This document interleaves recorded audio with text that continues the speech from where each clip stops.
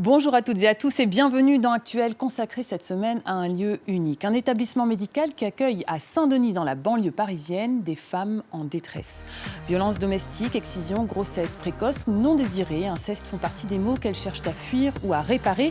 Et la Maison des femmes a été créée l'été dernier pour les orienter et les soutenir. À l'origine de ce projet, le docteur Rada Hatem, gynécologue, et la chanteuse Ina Modja, qui en est la marraine. Mesdames, bonjour. Merci beaucoup d'être avec nous. Alors, vous allez nous expliquer votre objectif ou vos objectifs, votre démarche. Mais avant ça, je vous propose de regarder en images dans un reportage de Julie Dongolov à quoi ressemble cette Maison des femmes.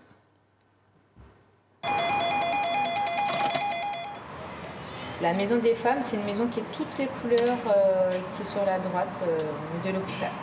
Elle a été ouverte il y a à peine 2 mois et croule déjà sous les appels. Vous pouvez passer aujourd'hui avant 16h30. C'est du lundi au vendredi entre 9h et 16h30.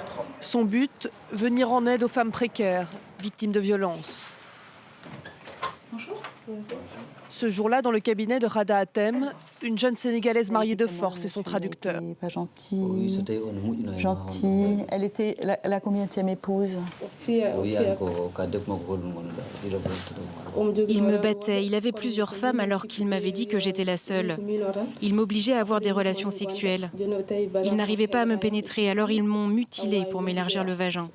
Il m'a violée. Quand il voulait avoir des relations sexuelles, il me battait avec sa ceinture. En fait, il dit que monsieur avait d'autres femmes. Mais qui a pris la lame? C'était son mari? C'est les vieilles matrones du village? Voilà, c'est ça. Et à chaque fois qu'il fuyait pour aller à la maison de son père, ce dernier lui renvoyait encore son mari. Elle décide alors de s'exiler en France. Bah, moi aussi, je suis émue. Nous quittons la salle pour l'examen. À quel âge on a coupé? Tu étais petit bébé? Petit bébé, tu te souviens pas? Nous comprenons que Fatimata a été excisée, comme 15% des femmes qui viennent en consultation chez le docteur Hatem. Une trentaine par jour vient consulter pour un IVG, un suivi de grossesse, une aide psychologique. Mathilde Lespine est sage-femme. Elle ne fait plus d'accouchement, mais prend en charge les femmes victimes de violences, enceintes ou non. Elles ont tout âge, toute profession ou pas de profession, toute origine socio-culturelle, ethnique, religieuse. Ça se vérifie dans la clinique, on le sait. Il y a pas mal de femmes qui ont été rendues vulnérables par des violences dans l'enfance, qui sont à nouveau victimes de violences dans l'âge adulte. Je dirais que s'il y avait une caractéristique qui revient régulièrement, c'est ça. Dans la Maison des femmes, une vingtaine de professionnels, du médecin au juriste, du psychologue à l'ostéopathe, avec un but commun, apaiser ces destins brisés, écouter celles qui n'ont jamais été entendues. Vous, Rada Hatem Ganser, vous êtes gynécologue, vous venez du Liban, vous êtes venu en France pour faire vos études de médecine, vous êtes passé par différents hôpitaux, la maternité des Bluets, vous êtes également passé par l'hôpital d'instruction des armées de Saint-Mandé, et puis en 2010, vous arrivez en Seine-Saint-Denis, là vous vous occupez d'une maternité, et il y a quelques mois, vous vous dites, il faut aller plus loin, et on va créer une maison. Pourquoi? Parce que des structures finalement d'accueil des femmes, il y en a quand même, il y a le planning familial, il y a différentes structures qui existent. Qu'est-ce qui fait qu'il fallait se créer cette maison? Vous avez raison, il y a beaucoup de structures, mais elles ont des champs d'action un peu différents. Là, ce qui manquait, c'était une structure de coordination. C'est-à-dire que vous pouvez envoyer une femme au planning, mais si elle a été violée, il faut aussi s'occuper de la dimension viol. Donc il faut s'occuper de la dimension juridique, de la dimension psychologique, de la réparation et puis accessoirement d'interrompre cette grossesse qui n'est évidemment pas désirée. Si on s'en aperçoit tôt, c'est facile. Si on s'en aperçoit plus tard, on rentre dans les interruptions médicales de grossesse, à des termes plus tardifs, avec un accord juridique, un accord d'experts. Donc ce n'est pas un planning tout venant qui peut faire ça. Et la grande force, justement, c'est que ce planning étant adossé à un hôpital, tout ça peut être fait directement dans la maternité après. Il en va de même pour tous les autres problèmes qui ont besoin d'un support médical. Par exemple, l'excision, qui est le plus emblématique. À la Maison des femmes, on fait l'accueil, les consultations, la psychologue, le sexologue et éventuellement l'assistante sociale, parce que souvent ces femmes sont demandeuses d'asile, soit pour, justement, c'est la femme qu'on voit dans le reportage, elle a fini par attendre que son père et son mari, qui étaient très pieux, aille à la mosquée tous les matins, comme ils y allaient. Elle est partie voler l'argent de son père. Et elle s'est enfuie pour se mettre à l'abri de cette violence autour de son mariage. Le témoignage de cette femme est très fort. Est-ce qu'il est représentatif des femmes que vous recevez? Parce qu'on a effectivement l'impression qu'elle a été confrontée à une violence extrême et on se dit que c'est presque choquant que ça arrive en France. C'est pas choquant, c'est-à-dire que la France représente encore pour beaucoup de personnes un endroit d'égalité, de fraternité, de droit. Et je pense que quand ces femmes arrivent à avoir de l'argent pour partir, elle a réussi à avoir même un visa et prendre un vol, ce qui n'est pas le cas de tout le monde. Souvent, il y a une migration difficile, on le voit bien maintenant avec les Syriens. Donc, beaucoup de nos patientes ont eu des parcours comme ça et fuient quelque chose d'insoutenable dans leur pays. Alors Ina Modja, vous êtes la marraine de ce projet, vous êtes malienne, vous êtes une musicienne connue, on connaît notamment un de vos tubes qui est assez connu qui s'appelle French Cancan, on en entend quelques notes et on le voit le clip derrière nous. Mais vous êtes aussi une femme extrêmement engagée notamment dans la lutte contre l'excision. Vous-même, vous avez été victime d'excision. Qu'est-ce qui vous a séduite dans le projet de la Maison des Femmes? Pourquoi vous avez dit oui, je veux soutenir ce projet? Parce que quand Rada en parle, on a besoin d'un lieu comme ça. On a besoin d'un lieu où les femmes sont guidées, sont accueillies, où elles peuvent parler, où on s'occupe d'elles. Et être victime de violence, c'est quelque chose de tellement difficile de pouvoir porter plainte, pouvoir avoir juste l'estime de soi, regagner confiance en soi, etc.